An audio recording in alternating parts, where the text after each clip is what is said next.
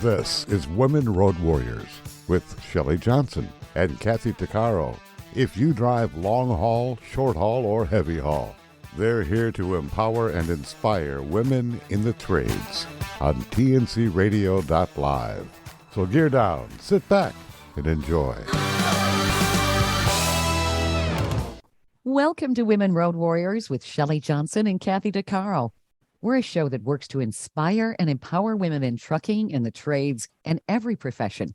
We tackle all kinds of topics and work to encourage women to be their very best with informative guests and women who've been champions. I'm Shelley, and I'm Kathy. No topic is not allowed on our rig. We tackle the tough topics, and we like to feature people who are champions who can assist women in being the best that they can be. There are many women who are courageous survivors and advocates for change. Angelique Marie is one of these people. She's risen above the odds to become a distinguished vocalist, vocal instructor, actress, and producer. Angelique is a sexual violence survivor who was accosted repeatedly during her childhood. As an adult, she courageously confronted her abusers. Angelique is a graduate of the Columbia College of Performing Arts. She was named the 2020 Ms. Elite U.S. Woman of Achievement for a stellar career that's included roles in Phantom of the Opera, Jesus Christ Superstar, Guys and Dolls, Aladdin, and Stop in the Name of Love. She's been a vocal instructor for over 26 full-scale musical productions, award shows, pageants, and concerts. She has a screenplay and audiobook that's designed to promote awareness and stop the cycle of sexual violence in America. Her new audiobook is called On Angel's Wings. Angelique is with us today, and we're eager to speak with her. Welcome, Angelique. Thank you for being with us. Oh, thank you so much. That was such a lovely intro. Thank you. Oh, and I'm so happy and honored to be here. You definitely deserve it. Welcome. You know, you're a courageous woman. You've really risen above the odds, having been abused since you were a child, and then confronting your perps. That's something that's rarely done. Well, it was so important to me that the cycle did not continue in my family with the daughters and the sons, well, the kids of the perpetrators. They were having children of their own.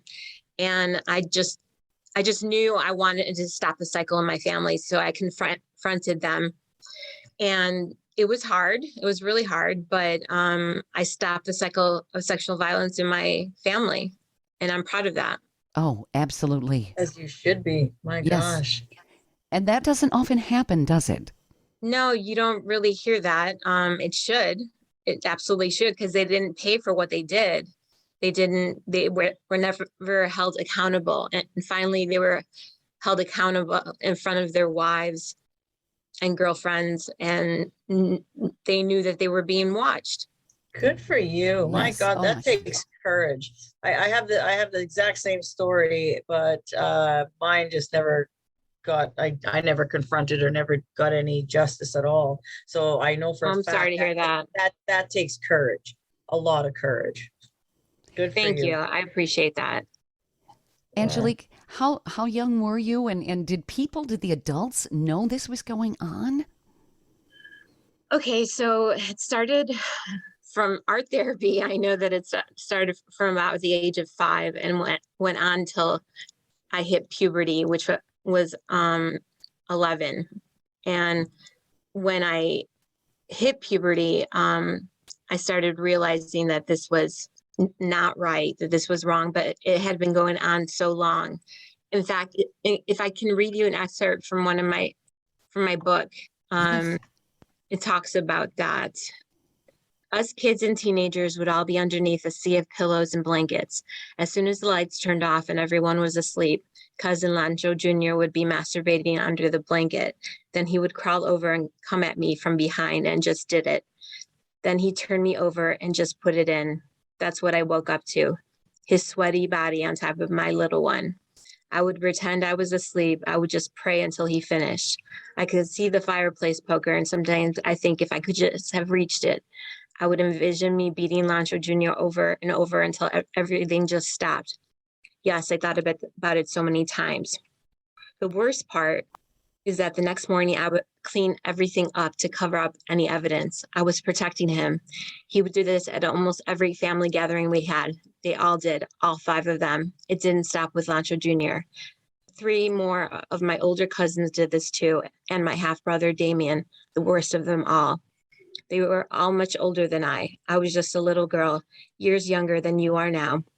But I knew the rules, which was when they threatened you, if you spoke out, never scream, don't tell anyone, and smile when it's over. Wow. There are no words to describe my reaction. I am so sorry you went through that. I want to throw up right now. That's so awful. Yeah. That's Sorry. so awful. I'm giving you the biggest virtual hug right now. Like, Oh, thank you. Yes. Thank you. and then some. But the thing Jeez. is, it doesn't just happen to me. It didn't just happen to me. It happens to so many people. Oh, I know. I work with people all over the world, and it happens. Like I work with youth and young kids, especially in the Caribbean islands where it's unspoken of, and it's almost. I had 140 kids in a church, and 90% of them. I was talking about good touch, bad touch, and 90% of them, like you could tell, right? And I'm like, oh my gosh, like it just like, how do you fix that? How do you make that better? Yeah, it's actually part of a culture. It happens it is. It happens so often and by so many family members. I actually thought that this is what close families do. And when I became old enough to realize how wrong it was, I thought that made me just as guilty as they were for waiting so long a time to tell. So it went on for years. Mm. Well, you wouldn't know any other reality. No, if you don't. Right, exactly. No. It started so young and happened so much that was my reality. And then once I became old enough to feel uncomfortable and realized that it was wrong, I just, like I said, I felt like I had partaken in it so much that it was my fault as well. That's what these perps basically, yeah. that's the message they give, that it's your Yes. fault. They impart guilt. I don't understand how this sort of thing is ever considered okay. I was involved with a play many, many years ago called The Babylonian Encounter, and we would go to the elementary schools and teach good touch and bad touch. And Oh, that's great. Yeah, my character was a space alien that came out of a bubble, and that's how we would talk about good touch and bad touch. I was Bub. Oh, wow. That's fantastic. I love hearing that. And because that's what happened. That's what needs to happen now and is not happening. Yeah. And we went around to all the schools and we were taught what to recognize. And of course, there were social workers right there when we were doing the play. And there were children that would disclose to me because they kind of regarded me as more of a childlike character, which is what I was supposed to be. Exactly. And there were 5-year-olds that were coming up and telling me stuff that just, oh my, it was gut wrenching. And then, of course, I'd walk them over to someone who could help them. And our play actually resulted in something like 10 convictions. It was just fabulous. Yeah. That's amazing. Yeah. That's so wonderful. But it was a real eye-opener for me because I'm like, I had no idea how pervasive this was. Mm-hmm. Yeah. Yeah. Yeah. No, I mean, like my stepfather, his dad and his brother all molested my older sister, right? Like just it's like she the same thing, the whole guilt thing, and couldn't say anything, and fear, and just oh my gosh. And when my mom when she finally found out, and she went to social services and told them what was going on. This is back in the 80s. And social services came to our house and did an investigation. He admitted to it, and what nothing was done. What happened is they put all of us on, this was in Saskatchewan, they put us all on a train back to Quebec, back to my mom's family, and that was the end of that. Really? Yeah. And then he remarried with a couple young girls, and you know damn well what's going to happen to those, right? Of course, exactly. It made me sick to my stomach, like, oh my God. Well, I mean, yes, it happens. But what I want to really focus on is bringing awareness to the people and educating them and letting them know that it's not their fault, and just teaching people. Because what happens is it becomes a behavior, It becomes part of who you are. Another excerpt from my book was when I was date raped. I had been drinking, and well, here it goes. We were kissing and making out, and it was nice. And then he started becoming more aggressive. He wanted me and had no qualms about showing it, but I was tired and just wanted to sleep it off. I wasn't ready, but he did not care. It was as if the more I said no, the more he continued to press forward. I knew what was going to happen next. It was the pain I had felt hundreds of times. I could see the faces of all my attackers. I pleaded with him to stop, but he covered my mouth and just put his penis inside of me. I was crying with horrific flashbacks of being abused by Damien, Junior Pavel, Junior Lancho, Leandro, and Antoine. He said, "How cute am I now?" He finished up and I ran back to my dorm. I was devastated. How could I let this happen again? How and why? It was like the first time. I felt like a child again, and my depression returned with a vengeance. I escaped with alcohol. It was my new best friend, and I was happy to let it in. Brandy was there, but she was a whisper compared to the call of rum. And that's what happens. That's what happens. Yeah. The cycle continues. It just continues and continues until you have had enough therapy or you have gone for help. But the only way I was able to get help was by falling first. I became an alcoholic. I tried to kill myself twice. I was institutionalized twice. And only then were my cries for help realized. I'm so glad that you reached out for help. That's so important. That's how you take back control of your life. Stay tuned for more of Women Road Warriors coming up. Industry movement Trucking Moves America Forward is telling the story of the industry. Our safety champions, the women of trucking, independent contractors, the next generation of truckers, and more. Help us promote the best of our industry. Share your story and what you love about trucking. Share images of a moment you're proud of. And join us on social media. Learn more at truckingmovesamerica.com. Welcome back to Women Road Warriors with Shelley Johnson and Kathy Tuccaro. When you went for therapy, were the therapists understanding? Were they able to help you, or Yes. did it take a? Okay, good. Yes. Once I realized that this was happening and that it was not my fault, that was the biggest thing. It's the guilt, isn't it, that keeps victims from saying anything? Yes, Yeah, the shame and the survivors. guilt. Yes.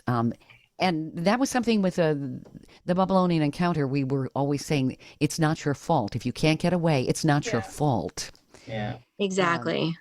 But children carry that, and we carry that into our adulthood. You. Yeah. Exactly. And I just reverted back to that little child again. Yeah. When he tried to date rape me, when he did date rape me, I was just that child who pretended she was asleep again. And I couldn't believe I let that happen again. But that's what happens. It just becomes part of you until you get the help that you need. It's so My important. God. Our stories are so alike. It's, oh my God, I had the same thing. I was drugged and raped at 18, and I tried to kill I was gang raped.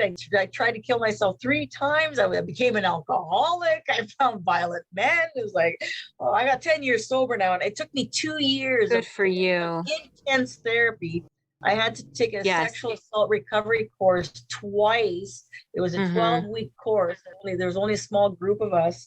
And yeah, like had I not done that, it was the best thing I couldn't have done. Like therapy, you need it. You cannot go through life pretending that it didn't happen. I mean, that's what I did. I was a nurse and, chose to, I got this great career and, what happened in the past days in the past, whatever. But yeah, it catches up to you.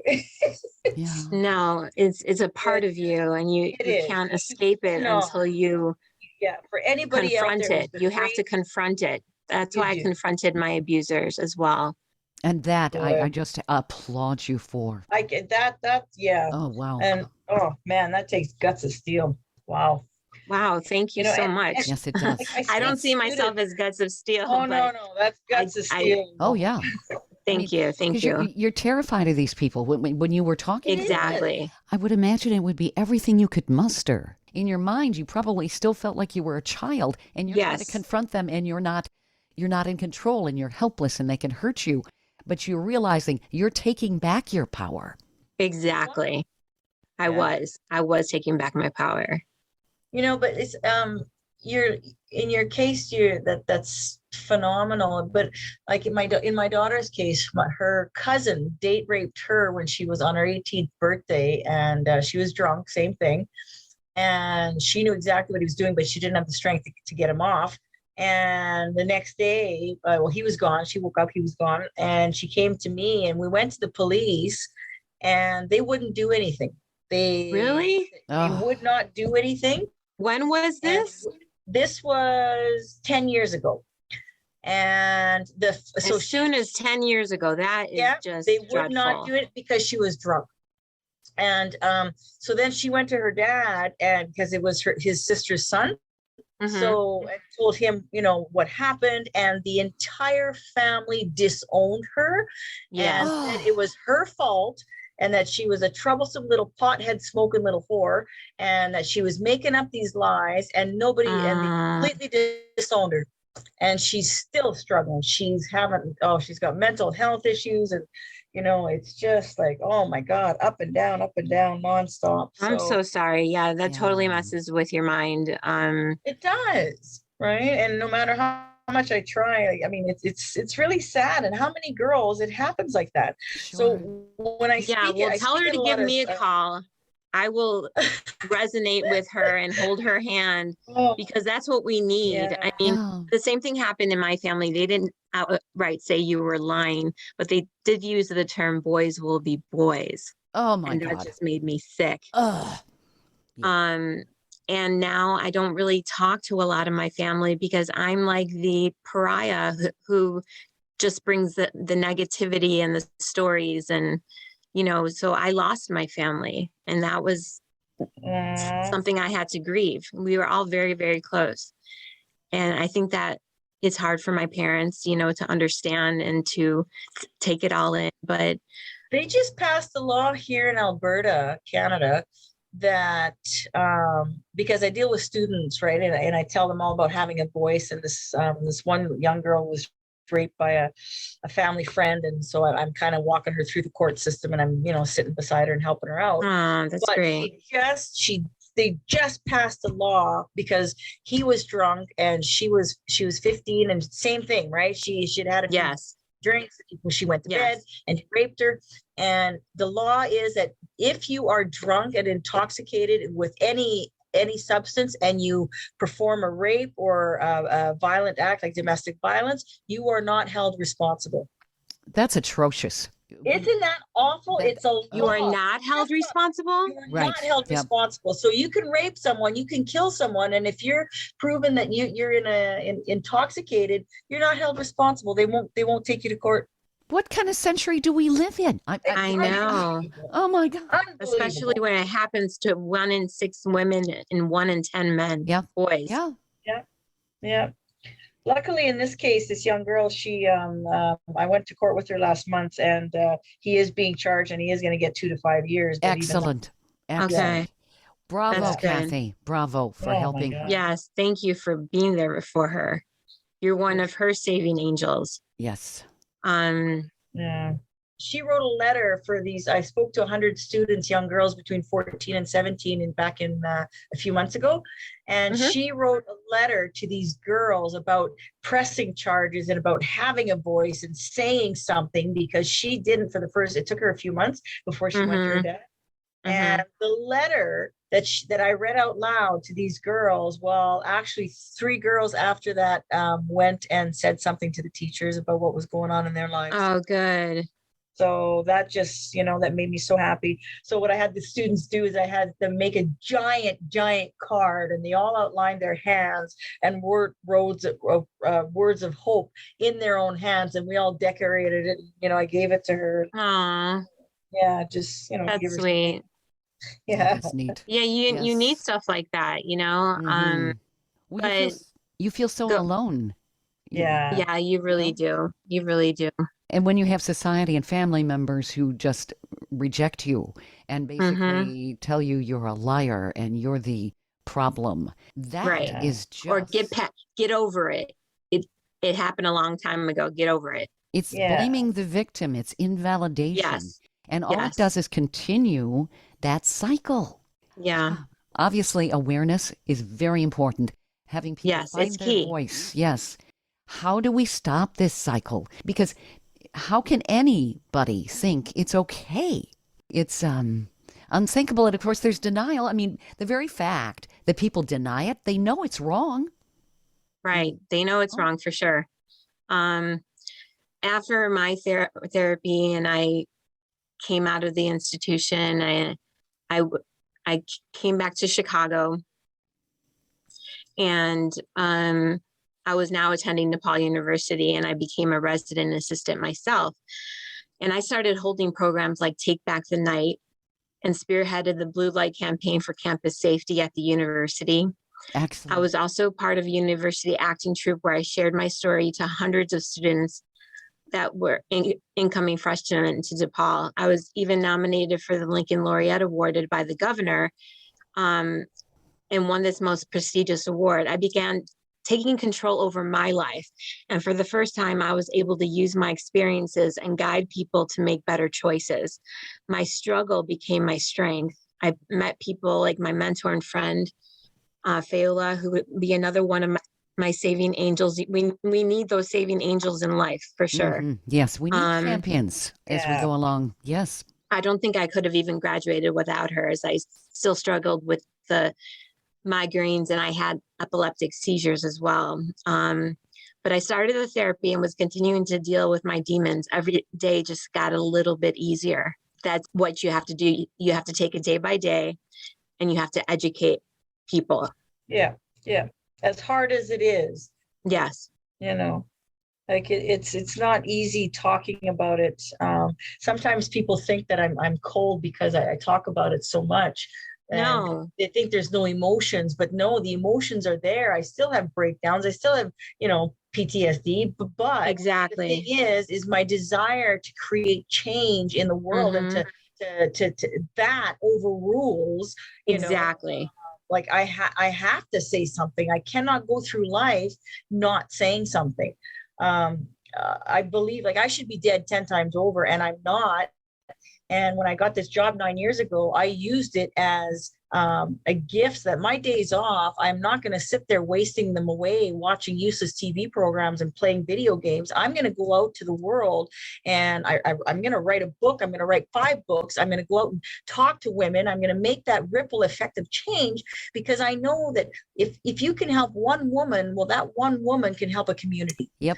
So Absolutely. if you help 5 women, well, that's even more, and then more, and then more. Absolutely. So I'm going to spend the rest of my days doing as much as I possibly can to wherever I go. It doesn't matter where I'm at. It doesn't matter what city. I'm going to do that. And in order to do that, you have to be willing to talk about it. And you're giving Yes. people a voice, Kathy. You're Yes. inspiring them to stand up and realize they don't have to put up with this. They can make a change.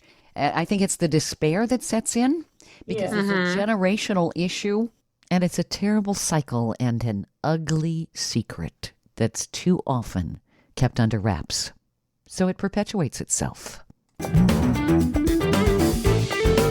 Stay tuned for more of Women Road Warriors coming up.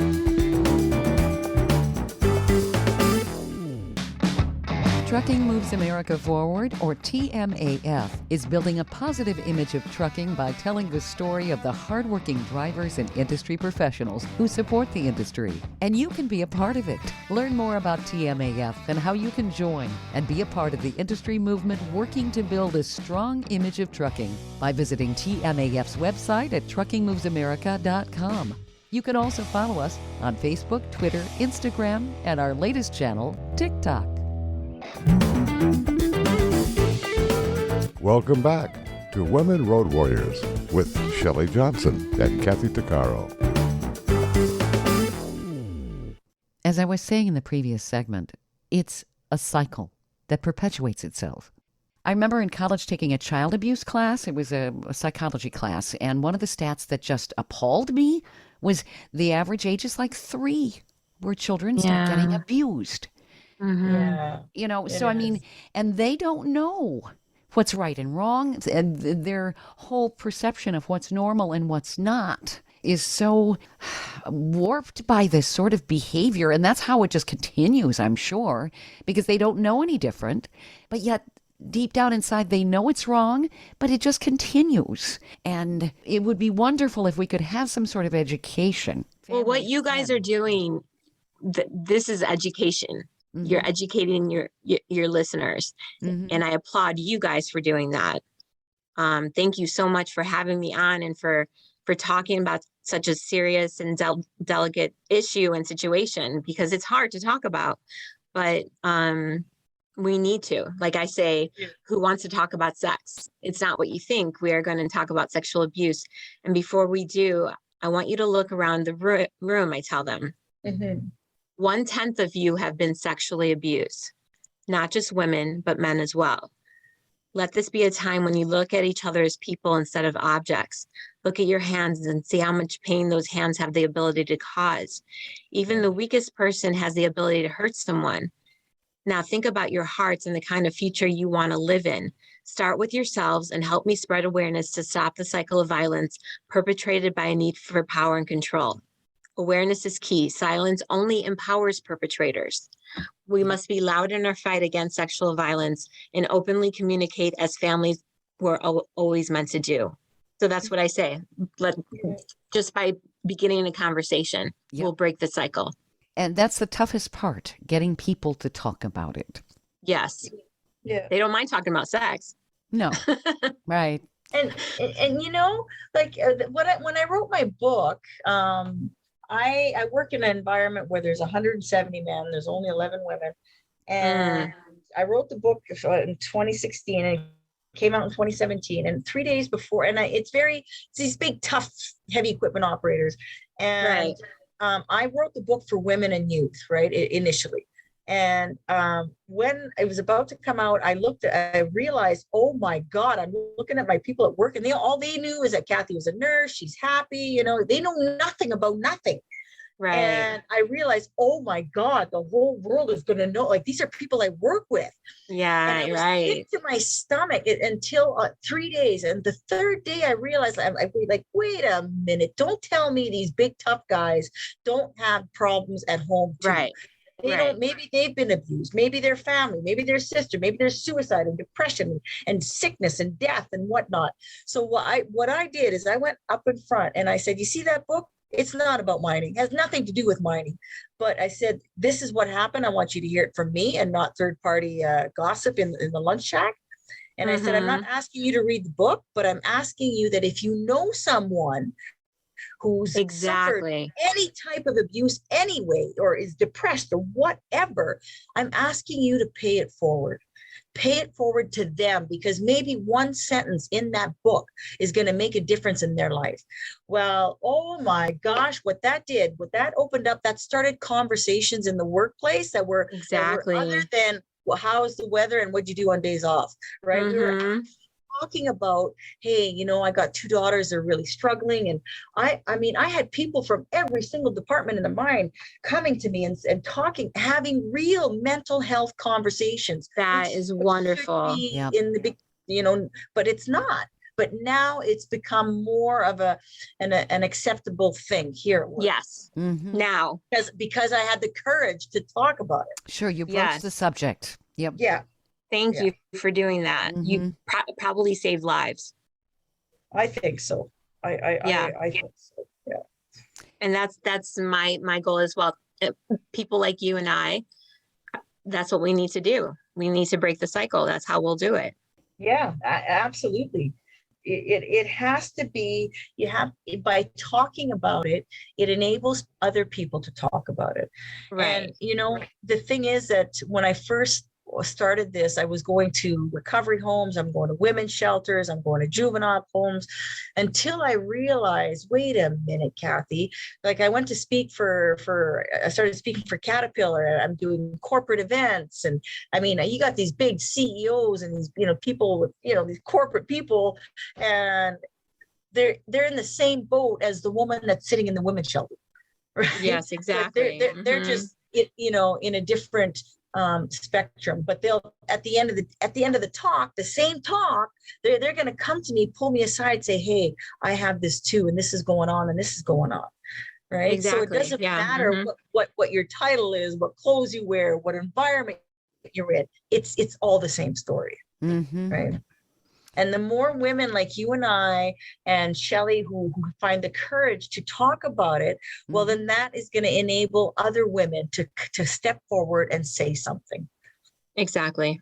Do you think that there's still a huge amount of fear with people who have been in the situation where they've been victimized by sexual abuse? They just are too afraid to speak out because they've been told, well, obviously the message is don't tell anyone when you're a child. That's ingrained. Do you think that's part of it? Absolutely. Yeah. Yeah, unfortunately. And then we still have, I think, a perception where girls are less than, boys will be boys. Angelique, like you said, that was said to you. That's unacceptable. So what? No, it's Somebody's not. a boy. That doesn't mean that you force someone into something and be a predator. These perceptions, and culturally we deal with that too. Certainly different cultures have different. Definitely, especially in my Latin culture, that's what's happened. I mean, they're all accepted. It's acceptable to do that sort of thing, and just because, which is shocking. No, I mean, I meant the perpetrators were accepted. Oh, I was the one that was made to be a pariah, But it sounds like you were able to make change, though, where this is no longer going on. Did you ever get any kind of an apology or explanation or anything? Or did people just Yes, I did. I did, actually. One of my cousins was being sexually abused by his coach. And that's why the cycle continued there, because he wanted to gain the power and control he was losing by his coach, and he was abusing me. So in a way, I kind of resonated with him, and he cried. And I said, are you going to do this to Erica? And he said, I'll kill myself first. And I believed him. But just talking to the perpetrators and hearing their stories and knowing that change is upon us, it's so empowering. Yes, it is. Now the others weren't quite so, they just still wanted to blame it on me. Or they said, if it happened, I'm sorry, but we don't remember. Things like that. Which is denial. Yeah. Just denial. Yeah. Yeah. But I knew they did it, and they knew that I knew they did it. And so, but horrible things happen to them in their lives, Yeah. I believe in karma as well. They were never, because of the statute of limitations on sexual abuse, which is 5 years only. I mean, you could be 5 years old. Yes. It's only 5 years. Oh my goodness. I did not know that. Wow. Yes. And so I couldn't get any sort of like justice that way. Yeah. But at least I was able to stop the cycle in my family. So that was huge. That was so important to me. Oh, you're changing the future. Thank you. Yes. And that's so important. And I commend you for this, because it takes this and the awareness and families to finally open their eyes and say, this is what's happening. We've got to change this. I mean, it's not a victimless crime, and it's a crime. No, it is. It is a crime. Absolutely. But that's why we start talking to also little kids. Like I also did Good Touch, Bad Touch with the YWCA of Metropolitan Chicago. And, stories started popping up there as well. But just that awareness is so I'm going to say it over and over again, because it's just so important. And that kids can talk about sex, but they can't talk about good touch or bad touch or what's appropriate. and things like that. So it's so important. It really is.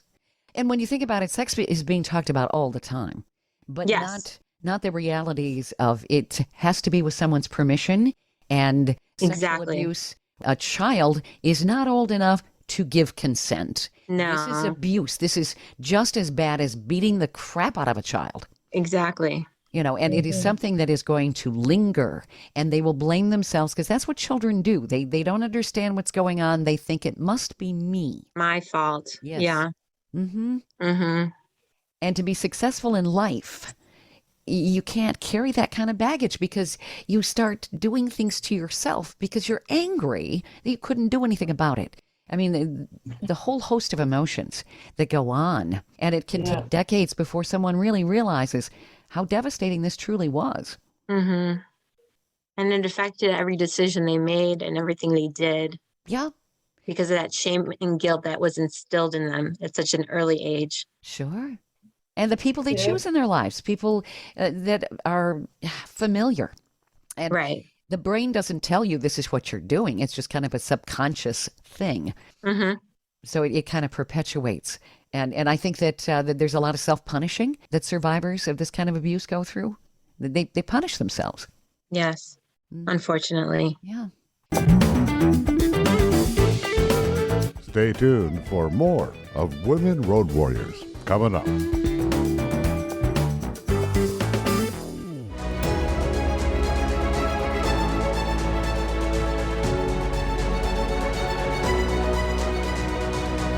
Kathy Tuccaro is nothing short of amazing. She not only drives the world's biggest truck as a heavy equipment operator in northern Alberta, Canada. She's an international motivational speaker and the author of Dream Big, an autobiography about overcoming a lifetime of trauma and abuse that led to dreams of success. Kathy inspires people the world over to change their lives and improve their self-worth. Her book will change your life. She's passionate about personal growth and believes anyone can change their circumstances and overcome their obstacles if they believe in themselves. Her life will amaze you and seriously inspire you. Be sure to order a copy of her book, Dream Big, on Amazon.com.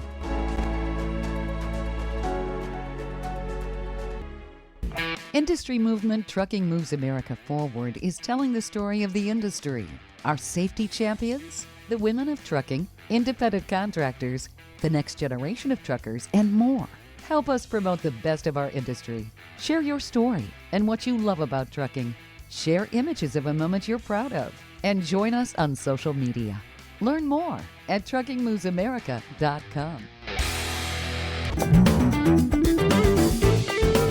Welcome back to Women Road Warriors with Shelley Johnson and Kathy Tuccaro. There is so much that we need to do to stop sexual abuse and sexual assault. We're only beginning, really. We've got to stop this victimization and the normalization of that kind of behavior. It's not normal. It's illegal. It's immoral. It's just plain wrong. And that starts with atrocious laws, too. Like that law that's in Canada, Kathy? That's atrocious. Because you're drunk, you get away with stuff? So, I mean, like things like date rape and that kind of thing? Yeah, and it just got passed, like 2 months. Like, it's unbelievable. How in this day and age, when this is happening, can that happen? Yeah. I don't understand. I just don't. And like poor the girl that she was going through courts, she was just devastated before she found out that finally that it wasn't going to apply to her, because he had series of texts and it wasn't just a one-time thing.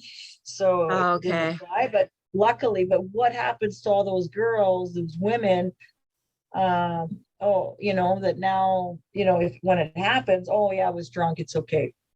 Right. And this stuff goes on. I remember when I was in college, there were some gals I went to a party with, and we went to somebody's house. I was drinking beer out of a can. That was something my dad had said. Never leave your drink behind. If you do, just leave it. Oh, that's good. That's good advice. I followed his advice. They were drinking some cocktails. They were being mixed by these guys. And this house was vacant. Somebody was on vacation or something. Anyway, I noticed my friends were getting a little goofy. And it's like, oh, this wasn't just booze on one drink. And I realized what the heck they were up to. And I started raising all kinds of hell. I remember going to the phone. I said, my father works for the FBI, which was not Good for not you. true. It was not true. Good for you. And I went to the phone and I Kelly, said, you're so awesome. And what'd they do? I told them, I said, if something happens here, you guys are going to be in serious trouble. And we were actually in Fargo, North Dakota at the time, and we had to go to Moorhead, Minnesota, which is just across the river. I said, you're taking us back to the dorm now. And they did. Wow. But I put two and two together, and a lot Good of it for was, you. Oh my gosh, thank God. a lot of it was my dad telling me that he'd had somebody slip something into his drink at a bar when he was a young man. They were rolling him for money, but they got his wallet. But I mean, that I remember. Wow. But this kind of stuff, that's what would have happened. It would have been date rape. Right. In that Exactly. situation. Exactly. Absolutely. Yeah. Yeah. And these guys, they would have gotten away with it, Yes, they would They were have. jocks. Mm-hmm. Yeah. Yeah. Well, now I don't know if you've heard of that. The can condoms, No. the What's drink condoms. Because I talk very openly with my children, and my daughter knows. People can be putting things in your drinks. that? Mhm. Now they have the cup condoms, where you put it over your cup to protect it. Okay. They have Yeah. that now. So they have stuff like that, but they're also passing law that what you're saying, Kathy. Yeah. Is there any It just doesn't make sense. No, it doesn't. It all depends on where you're at, really, Yeah. and where you live.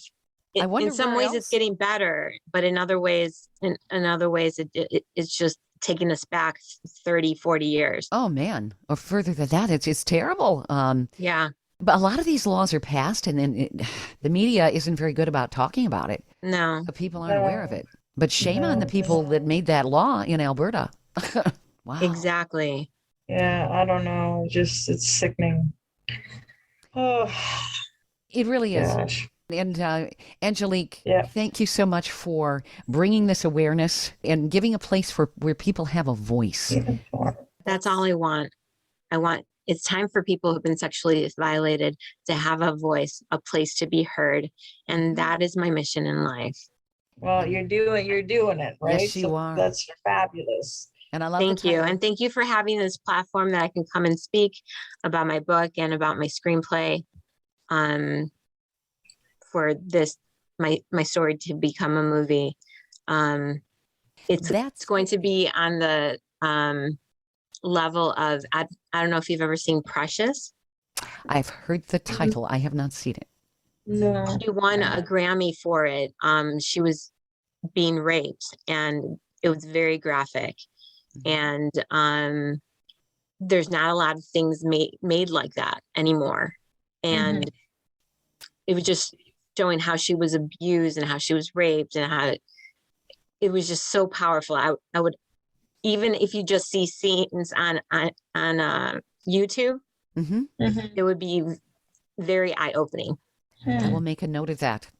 Yeah. And for the listeners to watch Precious. Okay. Now, Okay. Yeah. Angelique, where do people find your audiobook? At angeliquemarie.com. And it's titled On Angel's Wings. On Angel's Wings, yes. And it will be on Kindle very soon. Oh, nice. Yes. Nice. And can people reach out to you if they have questions and that sort of thing? Angelique? Absolutely. Anytime. That's always helpful too. If somebody can reach out and talk to somebody who understands. Exactly. Yeah. Mhm. Who's been Yeah. there.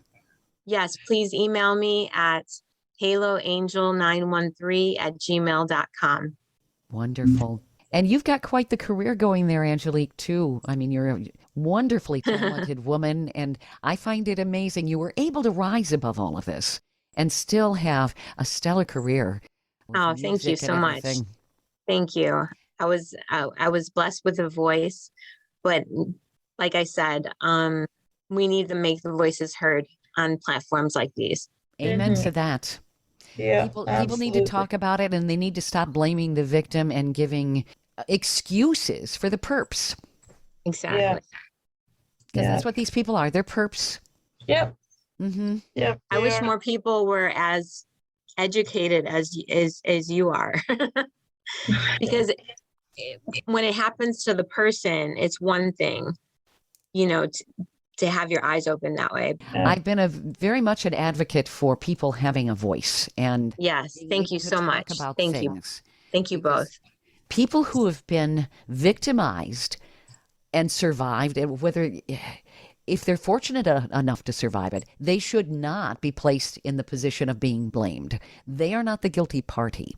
And that's why we have a criminal justice system that's supposed to do things, but it doesn't. The perception and the blame game that goes on, it's just wrong. For some reason surrounding this issue, it just has the law hasn't kept up with the times. It hasn't, and you would think that it would, right? As much dialogue that's gone on. Yes, and shows like Special Victims Unit, which I love. Oh yeah. Yep, gives a voice. Another platform for justice that you see, and people are educated about that on those shows. Yep. Mm-hmm. Yep. Yeah, I agree. Yeah. Yeah. Oh my goodness. Thank you, Angelique, so much for being on this show. You're so welcome. Thank you. It was an honor. You're providing people with strength and an avenue to find their inner self and their courage, and to be able to make change not only with themselves, but with others, and break the cycle. That's important. Thank you so much. I really appreciate that. Yeah, no, I'm giving you, like I said, the biggest hug. And oh my God. Thank you. Anytime, if ever you want to talk to me. You too as well. God. I mean, it happened to you as well. So, and you're doing something about it. You're not just, sitting at home twiddling your thumbs. You're out working in the trenches. So that's all we can do is start a conversation. Yeah, that's right. That's right. That's so right. For anyone who hears my voice, and if you feel alone, I understand that haunting feeling, but do know that even in the darkest moment, there is light. And please reach out to me. Again, haloangel913@gmail.com. Thank you, Angelique. Thank you. You're a courageous lady. Thank you so much. God bless you guys. God bless you too. You've been listening to Women Road Warriors with Shelley Johnson and Kathy Tuccaro. If you want to be a guest on the show or have a topic or feedback, email us at info@tncradio.live.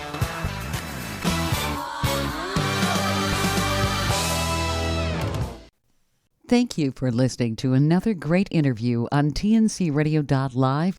And don't forget, be sure to subscribe to our podcast of Women Road Warriors. It's free. All of the material you hear on tncradio.live, on our website, our broadcasts, or our podcasts are copyrighted. There can be no distribution without the express consent of tncradio.live and its partners. For inquiries, write us at info@tncradio.live.